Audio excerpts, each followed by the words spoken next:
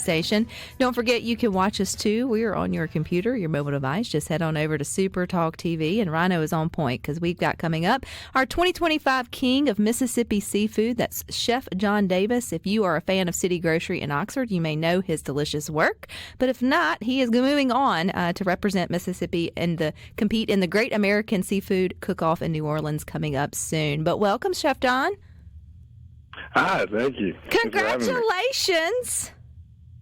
Thank you.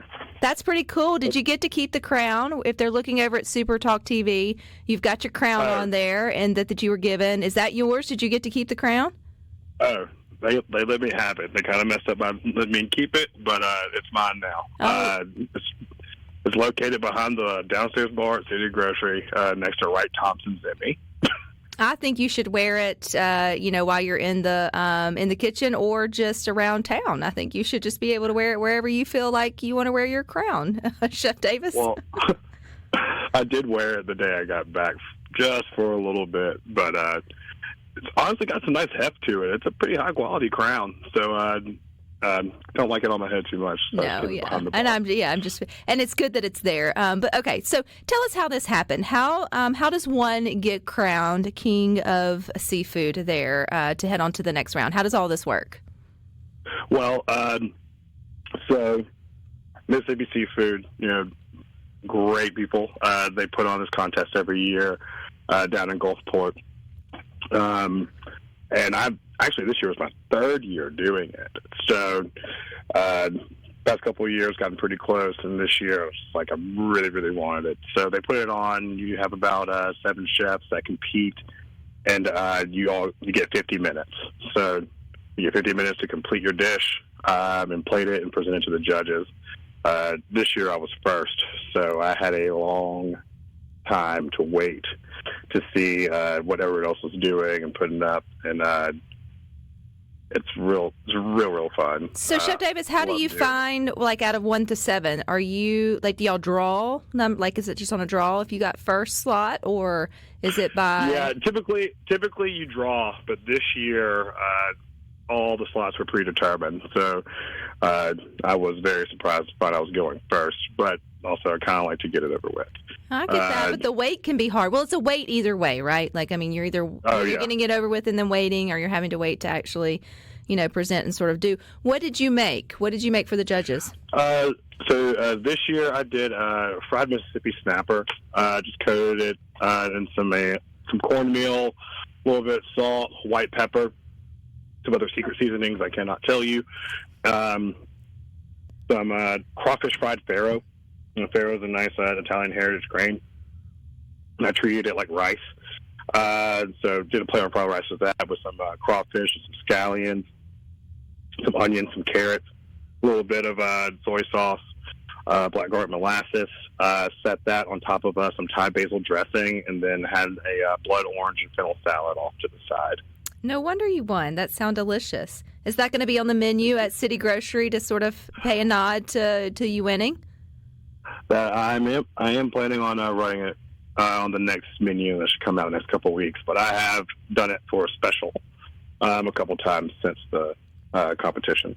So at the competition, do you get to choose the dish that you're bringing, or is it one of those like shows where you know nothing, you just bring your knife set and your creativity, and then you have to work on it on the fly?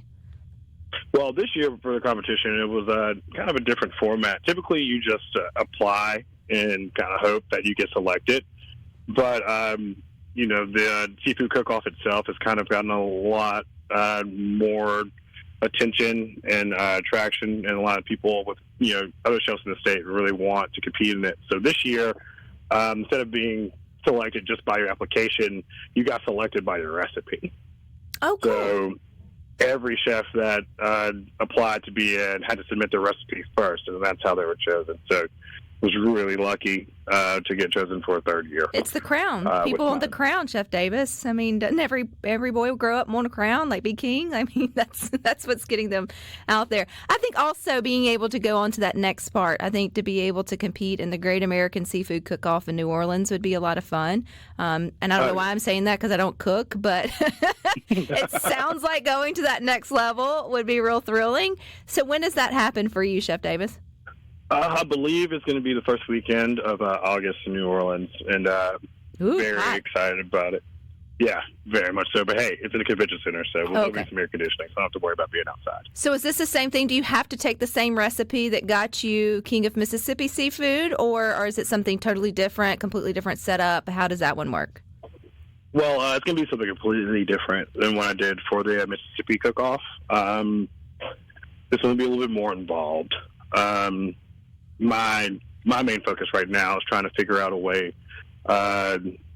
while I'm conceptualizing this dish, it's like how to represent every single part of Mississippi. Trying to come up with like a mosaic of north and the Delta and then going down to the coast, and how can I tell a story about, our state and, what we give and bring, to the forefront when it does come to seafood and things like that. Oh, you're going to have to come back on good things once this is over with. And, I know you can't probably give secrets or anything now, and at least share what your dish would be that would meet those criteria, at least in terms of what you think, because I think that's really cool. That's also a really tall order, Chef Davis, to kind of do that into one dish in that way. But I know you've got it. You definitely got it in you to do that. But before August, before you head to the American Seafood Cook-Off, you are cooking there in Mississippi at City Grocery there in Oxford. So if someone's never visited that restaurant, what's that kind of like? What kind of food are you guys serving up nightly or on weekends or whatever your schedule is? Well, City Grocery, for the people who don't know, very, lauded and historic restaurant within the state of Mississippi, especially in Oxford. And, I feel very honored to be able to be the chef and be able to, put my creative stamp on the menu currently. I mean, my chef and boss owner, John Currents, is a New Orleans native, so there's a lot of New Orleans influence on our menus. And I like to kind of keep that tradition going because there's, grocery's been around for over 30 years, so I have a lot of awesome things at my disposal. Old menus, old recipes, and so every time I write a new menu, I like to go through all those old cookbooks and all those old menus and try to find things that were going on during, a season where I'm writing a menu. Like, what were they doing in 96 in the summer? And I kind of look at some dishes and I go, hey, well, maybe I can put a little spin on it. But it's just, something that, if you're from Mississippi and from the South, things you're very familiar with. But we like to throw some, new technique at it, some new ingredients, and, just try to keep everything really approachable and, tasty for everyone who wants to come in and dine with us. How often does the menu change at City Grocery, Chef Davis? I like to change it every 6 weeks. That's the goal. Sometimes we get a little bit behind that because of, within Oxford being a college town, we do have a lot of periods like, football season and double-decker and big events like that, to where sometimes we have to extend the menu out before we can start a new one because there's not a lot of downtime in between. Are there any staples that are like City Grocery, always on the menu no matter when it changes because folks just look for it? Oh, yes. Things that will never, ever, ever come off the menu will be the shrimp and grits, of course, number one. I mean, shrimp and grits really is the foundation of our restaurant, the Caesar and the city salad. Those three things always stay on the menu. Everything else is kind of pre-made. I did see a comment on a Facebook post when they announced that you were the 25 King of Mississippi Seafood. Someone said, let them try your grilled jerk salmon bowl and you'll blow away the judges. So I was like, well, you had me at grilled jerk salmon bowl, so I need to come visit before you take that off the menu. Is that still on the menu at City Grocery, or is that? It is right now. You've got about 2.5 weeks before I get rid of it.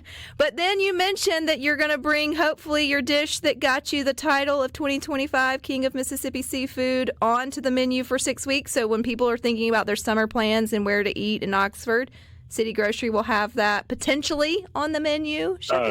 Oh, yes, ma'am. I mean, it's definitely going to be on the next menu. Yeah. Okay. Are y'all going to label that King of Mississippi Seafood dish or how? I've been thinking about it. I don't know. Please put a little crown on it on the menu, like hang a little crown off the or like off the side or something like that. Make it enjoy this moment is what I'm trying to tell you, Chef Davis. Well, thank you. I really appreciate that. All right. Well, I want you back. No matter what happens in August, we'll let you get through that, but you'll have to come back and explain your dish and its roots, its ties to Mississippi roots, okay? I will. Thank you so much. All right. Well, good luck and congratulations. I appreciate it. Thank you, Rebecca. All right. You guys stick with us. We got more for you coming.